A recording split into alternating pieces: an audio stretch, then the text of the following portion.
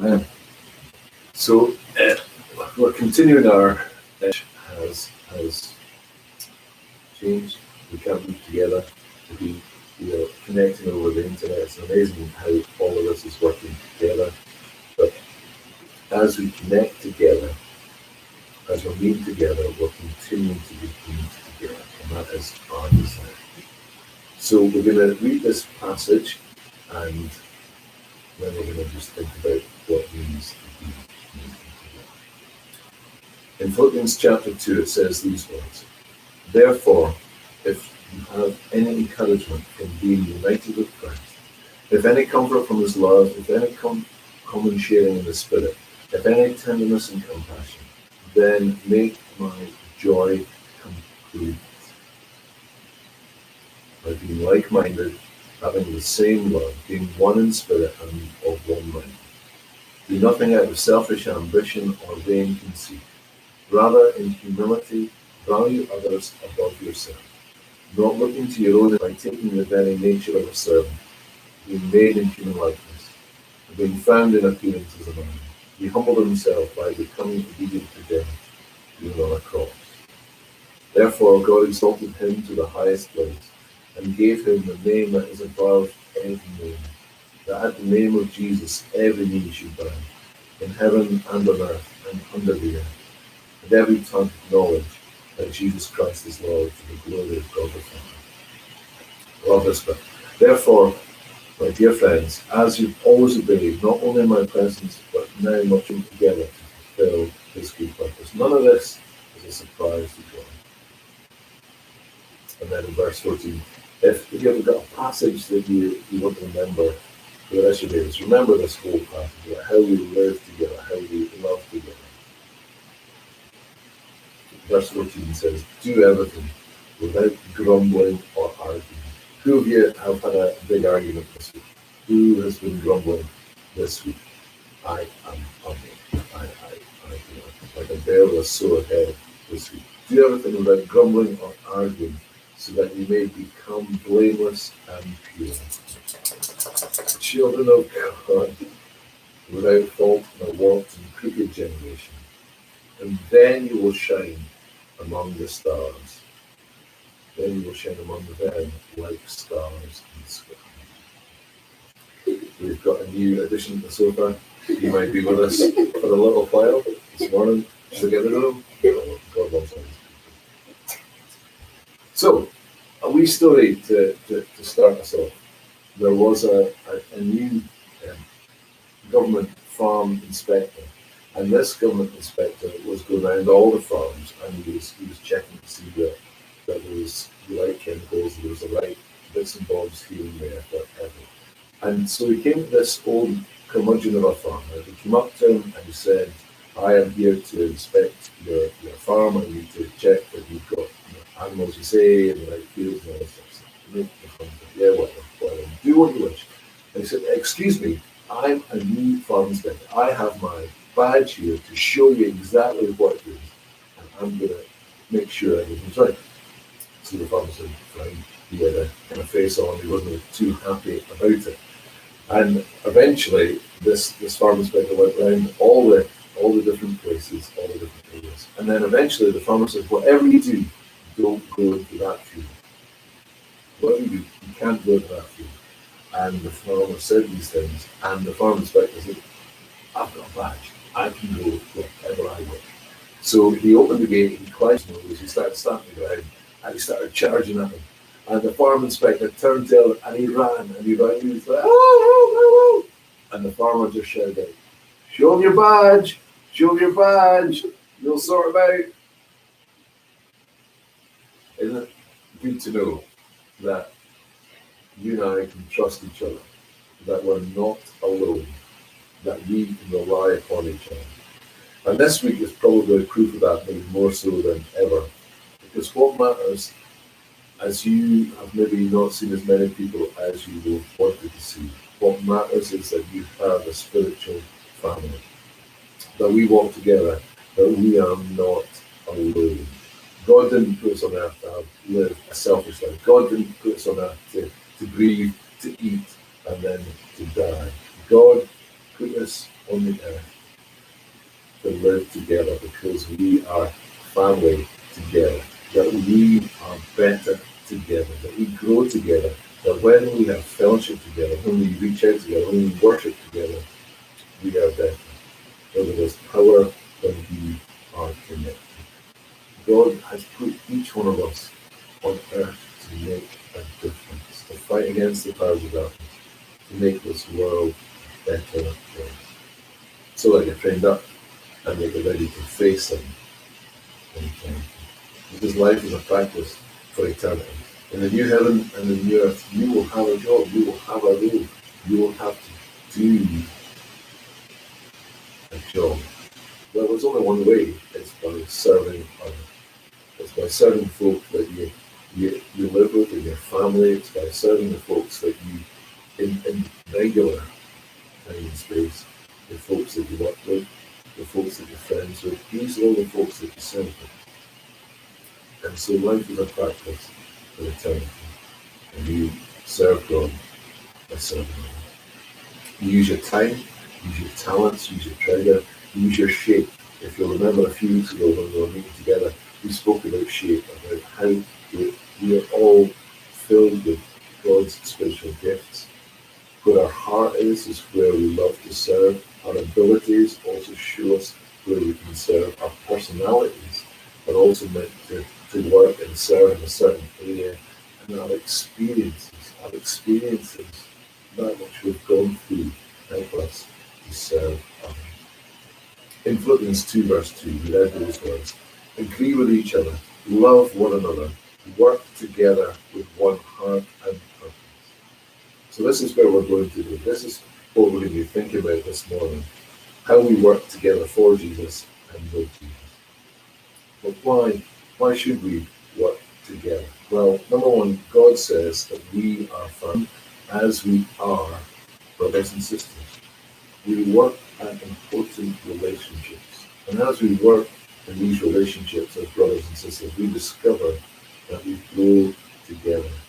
In fact, relationships are probably more important than all the service that we do. Because God wants us to grow together. Because we're going to be together in eternity. Maybe take a look at, if you've got someone else now, take a look at them and say, we're going to be together in eternity. We are family. We are God's family. He wants us to be together. But also, we need to work together because we need each other. Nobody has it all. We need to work together to get the job done. The Bible tells us that we are all part of one body, the body of Christ. We need each other. Each of us find the meaning and function as we are part of Christ's body. But as a chopped off finger or a cut off toe, we might not be. We may have seen this week. And as we continue this, we know that if we keep ourselves to ourselves and we don't connect, then we will get shriveled and die. We need to keep connected. We need to recognize that we need each other to function and also to find meaning. And thirdly, we get more done when we are serving together, when we are working together. Two are better off than one, because together they work more effectively. Ecclesiastes chapter 4 verse 9. As we work together, as we are team together, it multiplies effectively. It's been brilliant this week to see how this groups have been getting online together. They've been using Zoom and Messenger and Skype and all sorts of stuff. And everyone's working together because they want to remain connected. And I was hearing that one of it's not the same, but it does mean that they can get together and meet together. And Donna's house group met this week as well. And they were all together. And it's probably, I think, the biggest attendance that they've had in this time. They were all together, they met together, and they had a great time. They helped each other and support each other. You love it when church gets together. God wants to use you in ways you never expect. Well, you might be saying, well, what can I do just now? Well, you can't do everything, but you can do something. So think about what that something can be. In the church, in your house group, in your team, in your tribe. You can do what you can to support, serve, to love, because others will fill in your gaps. As you work together, as you connect, as you keep connected, as you work together, although you'll not be able to do everything, there'll be others who come in who fill in the gaps that you cannot do on your own. 1 Corinthians 3 verse 8 says these words: the one who plants and the one who waters work as a team. That's 25 years ago. So I used to be in a band. I played guitar. I had long hair, real stuff. It was brilliant. Loved it. And one of the things about being in this band together was there was four of us. And the four of us were totally different people, totally different backgrounds, and all that kind of stuff. But we came together. We had one purpose, that was to conquer the world. That didn't quite work. But we loved to meet together, to practice, to make music. And then we loved going out on adventures to play gigs here and there. We didn't have that much, but we managed to get on the road now and again, and we went away, and we had this common purpose. We were all striving for the same goal, and it was so special because we became this tight-knit group. We felt that we could do anything, and it was such fun in the process. Now, what can we take from that? And you'll have experiences the same. You'll have been in groups, you'll have been in clubs, you'll have been in places where you've met together, and there's been real exciting things happening, and they've been brilliant.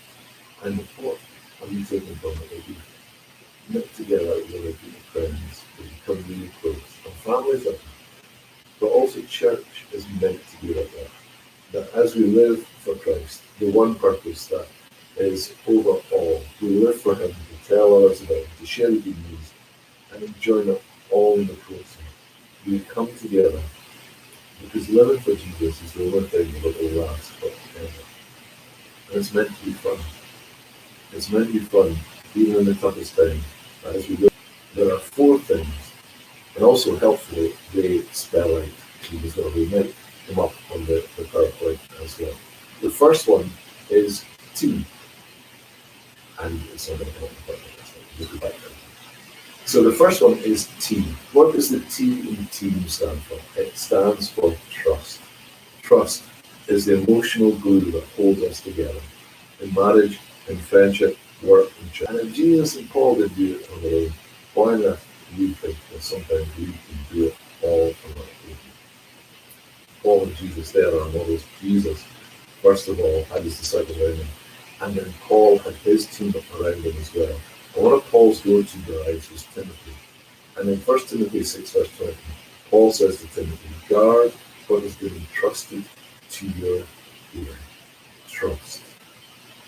We have to trust each other, but also we need to trust others to do jobs that maybe we can do better, but we need to allow them to do it so that they can get their loyalty and recognize their trust. Donna is leading prayers this morning, and I remember at a time if I'd asked Donna to lead prayers, she would say, no danger, there's no way I'm doing that to you. I love you, but I'm not going to do it. And she's delighted to help me out and she did an amazing job. And one of the things that she, after she got the job, recognized she'd have to do is that she'd have to go and speak at churches. And if you know Donna, she's very able at speaking, and she's very able at speaking publicly. But it was one of the things that caused her great anxiety.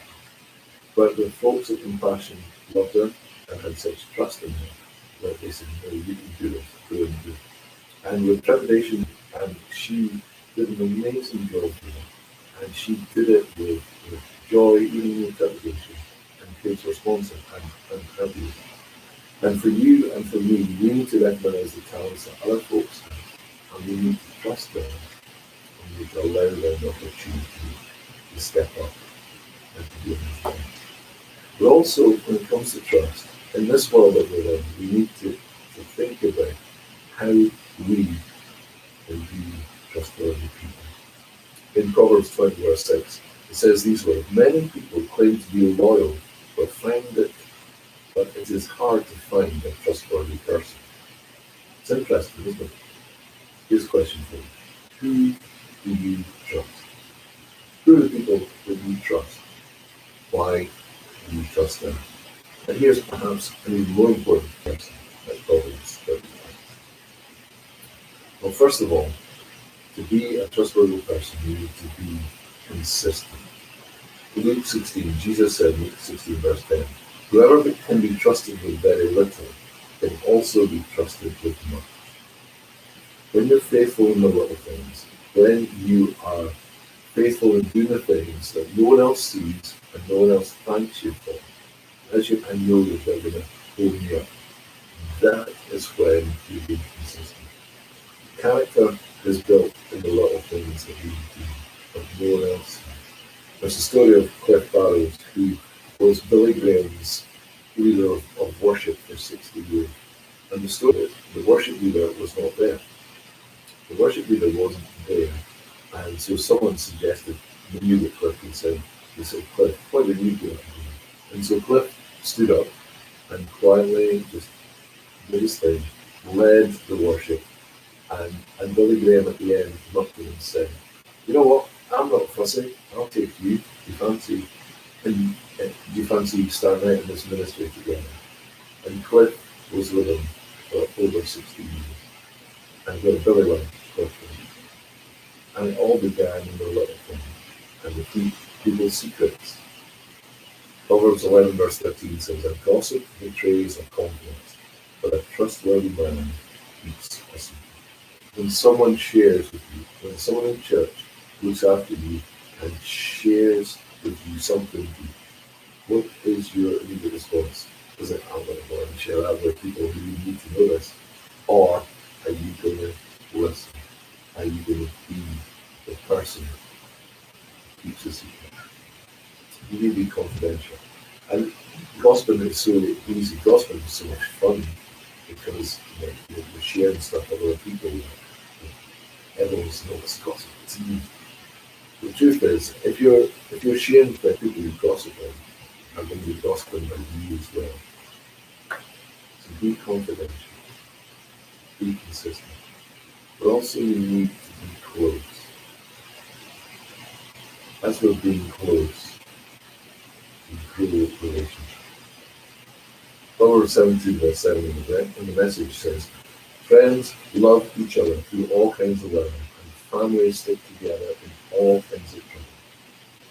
If you're trying to be a friend and you're distant all the time, it breeds distrust. Distance breeds distrust, but time creates trust. Now, trust in the church and in every relationship takes time. You've got to keep going. You've got to be close, especially at this time. When you're asking, how can I keep connected? How do you keep close? Well, we stick together. Our world desperately needs trustworthy people. We need to look out for those who are struggling at this moment. What an opportunity. When we have got all this time, and we've all got this time and space, or minimalism of space, we've got all this time and we can do nothing. How about we get off the social media? How about we check in with the news maybe once or twice a day? Let's not be addicted.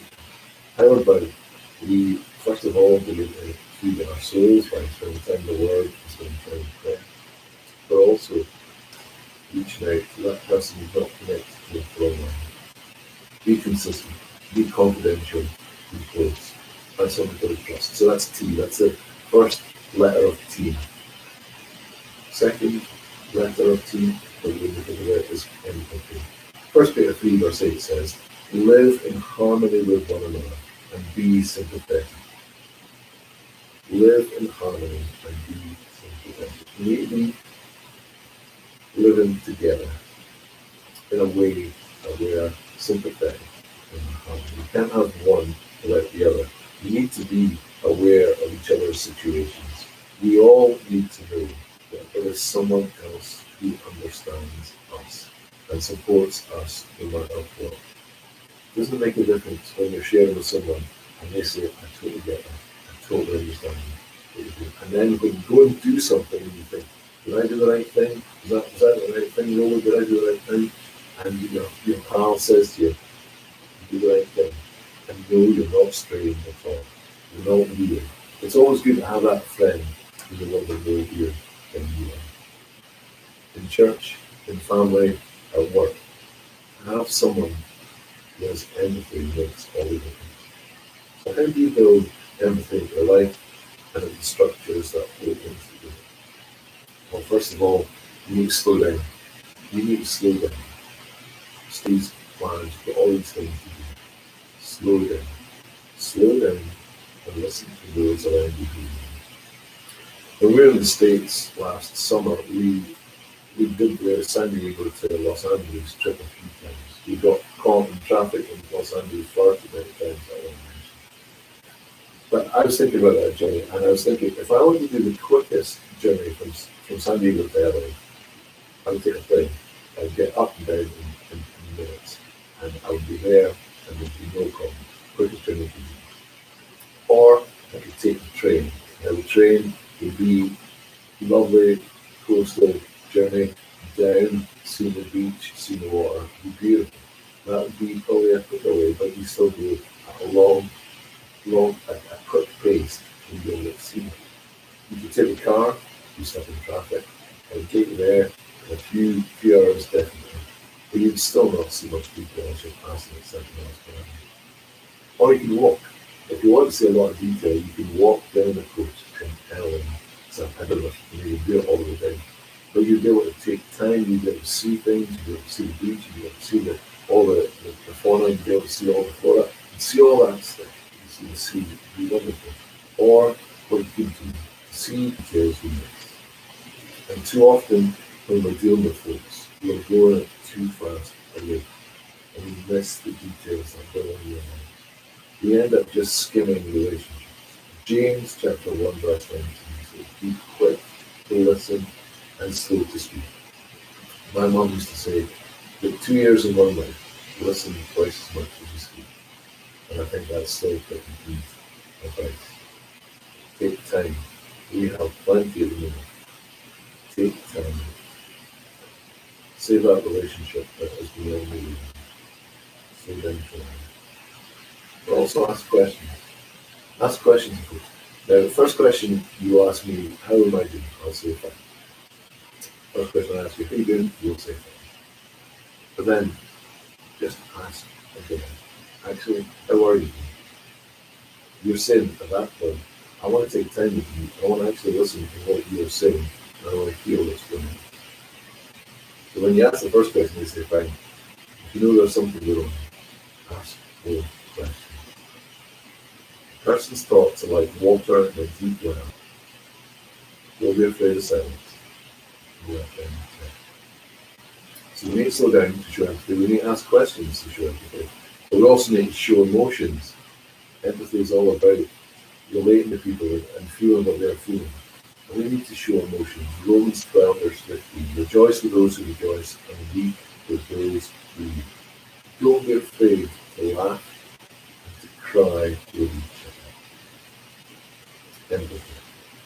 A, our third letter T, is all about accommodation. Teamwork is all about being able to accommodate others. What does accommodation mean? Well, it means that you have room for someone, doesn't it? A hotel gives you space. When they say they have accommodation, they are saying we have space for you. And just like that, us in church, we all need to give people space because we're all different. I don't know if it's the same in your house, but when guests come to stay in our house, they get the best of the best. They get the clean towels, they get the new bedspreads, they get it all done together. That is the best that is given to them. Accommodation is good. And often I'll say, God, how am I not getting clean towels? How am I not getting the chocolate in the towel? How am I not getting that little chocolate on the pillow before bed? And she says, these folk are coming, we'll get them back. And that is what in the morning, accommodating them and bringing them in. If you're visiting with us this morning, welcome to church. We're so glad you're with us. House groups, bring people in, connect people. That is fantastic. One way of accommodation that we've seen in the past is when folks leave a really good, comfortable house group that we've been in years, and they leave not because of a dispute, but they leave to begin another house group. That's what accommodation is, about loving and faithful and be easy to get along with. I'll just say that verse again, and try and keep your elbows from hitting the person next to you. Be faithful, loving, and easy to get along with. Did you just elbow someone in the house? Did you just give them that look? You know that look you give? Confession, I have been awful this week. I really struggled. I have really been struggling with my purpose and my kind of day-to-day stuff this week. And I've been around the house like a bear with a sword. Maybe you can know that too. But in difficult times, but it gives you with it peace with everyone. God gets it. Aren't you glad that this verse says, if it is possible? Because you still have to do your part. If it's possible. You're not going to get on with everyone, but you have to accommodate each other. You have to let them be. And sometimes folks will not want to live at peace with you, but you need to do what is possible to make sure that you live at peace with them. So how do you do it? How do you accommodate others? Well, you need to accommodate each other's needs. Romans 15 verse 2. Each one of us needs to look after the good of the people around us, asking ourselves, how can I help? Now, if you're looking after each other's needs, that takes time. And you might be saying, well, I can't even cope with my own needs, let alone the needs of others. How am I supposed to look after other people's needs? But actually, as you look after other people's needs, they look after your needs. So as you care for them, they care for you. And they're covering you as you cover them. One of the most important questions to ask is, how can I help? In your family this week, in your friendships this week, in your work, as you go into work, when you ask that question, how can I help? What can I do for you? What can I do to help you? I've heard that when spouses have heard that question, it's almost as important as the statement, I love you. So we need to accommodate each other's needs. We also need to accommodate each other's ideas. When we're doing things and we're working together, some people will come in with amazing ideas. Some people will come in with the worst ideas you've ever heard in your life. But we all need to accommodate and listen to them. Proverbs 18 verse 15 says, the intelligent man is always open to new ideas. Intelligent women, of course, as well. Is open and keep a straight face. We also, as we accommodate each other's needs and ideas, we also need to accommodate each other's personalities. If you've not learned this yet, then here it is, folks. We're all different. Who knew? God in His kindness gave each one of us different gifts, Romans 12 verse 8. And there are people that are going around, there are people that are living in your household that are totally different from you. You've got folks who are the workers, who wants to get things done, who wants to get things done in amazing ways. But there's also in your arena, in your family, there are also people who are the hedonists, who just want to have fun, who just want to enjoy life. But also, there's the thinkers who want to discuss everything in detail. And then there's the relationship person who wants to make sure that everyone is getting along so well and keeping in relationship. In house group, you will find all of these. In church, you will find all of these too. You will get them all together, and they cause fun. They can cause things to set off. But the good news is God has given us all different gifts. We are so different, but it means that when we get together, we can change the world. If you want to see how different we are, plan a mission trip together.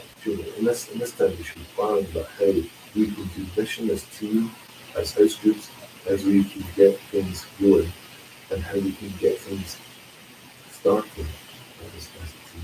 So think about these things. As we accommodate each other's needs, ideas, personalities, we also need to accommodate each other's faults.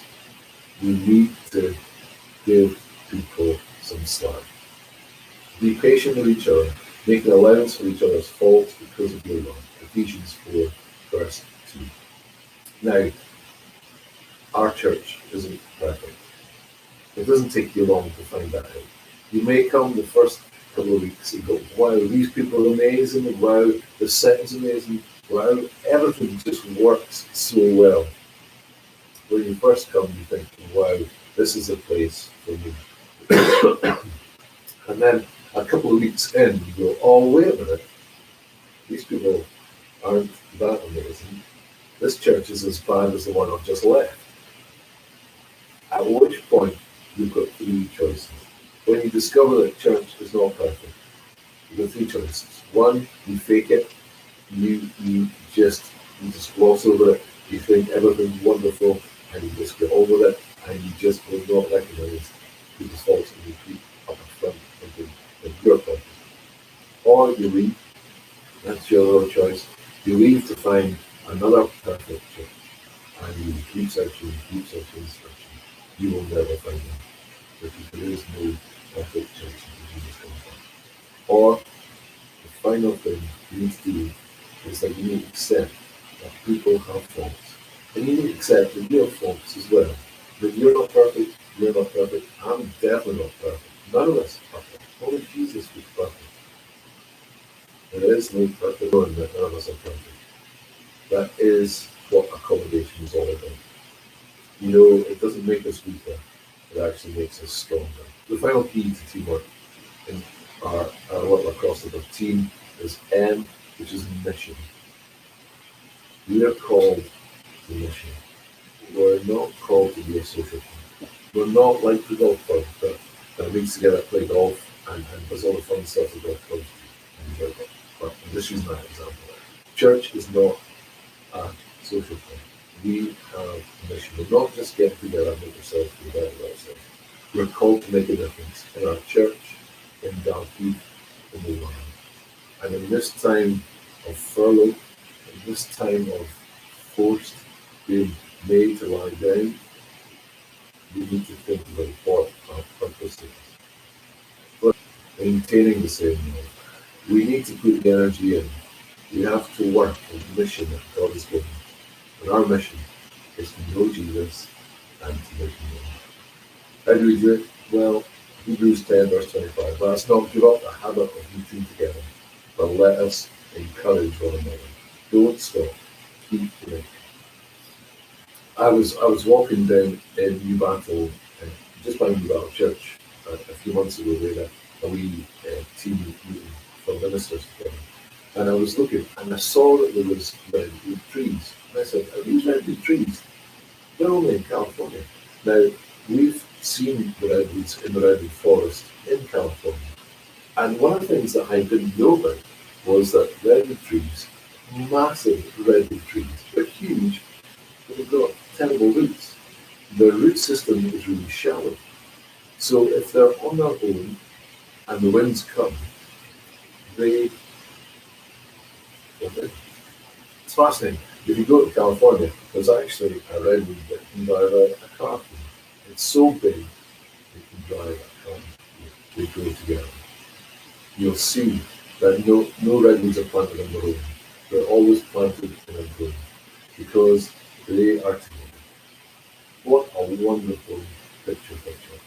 What a wonderful picture for SG. That we, as church, although we can be weak on our own, as we group together, as we stick together, when the storms come, when the wind prosper,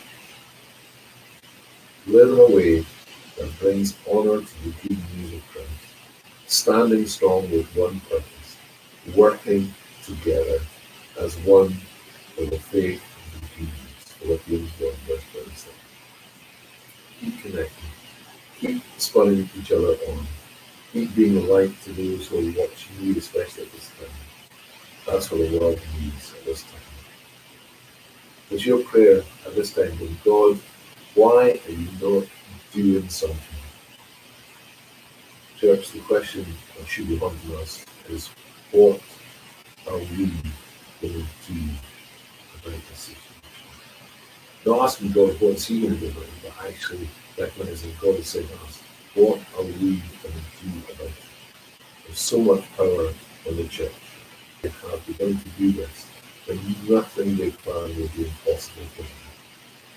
God says here, when you have a commit team, when you have a compelling purpose, and you have clear communications, God says that we will be constructive. Little communities within church where you find trust and you find empathy and you make accommodation for each other, that you will have a clear mission. I believe that with God's help, nothing is impossible for him. And God wants to use us on Team SJP. So I invite you to pray this prayer with me. God, I want you to use me, whatever I've got, any way, anytime, any place. I want to learn to serve you, but I want to do it into the others with true commitments. In your name we pray.